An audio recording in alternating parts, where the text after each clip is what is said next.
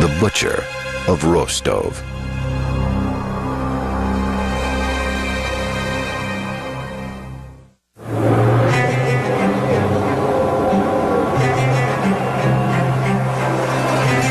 On the morning of April 14th, 1992, in the Russian city of Rostov-on-Don, citizens flooded the steps of the House of Justice, anxious for a glimpse of the accused killer, Andrei Chikatilo.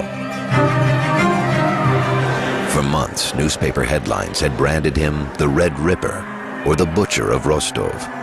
Chikatilo was dressed in a souvenir Olympic sports shirt provided by the court.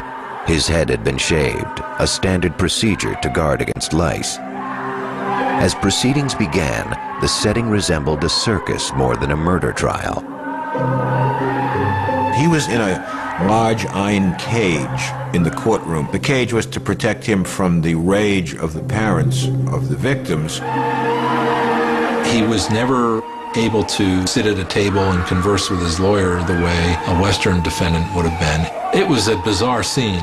In the public seating, you had a number of family members of victims who were quite vehement in their desire to see him executed. And if they had had the option of seeing him executed by having wolves tear him apart, they would have voted for that. The defendant was allowed an opportunity to address the court.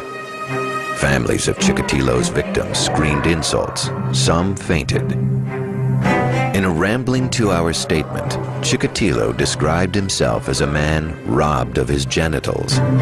Born impotent, Chikatilo claimed to be cursed by a lifetime of sexual frustration that had eventually driven him to murder. He asserted that he had never planned to kill, but that he had been seized with shaking and shivering and had lost control. He seemed at various times intent on proving that he was crazy. At some points that I witnessed, he jumped up and started shouting at the judge and then dropped his pants and exposed himself. At other times, he started cursing and screaming and so forth. Most observers believed Chikatilo's behavior in the courtroom was an act, an effort to gain sympathy.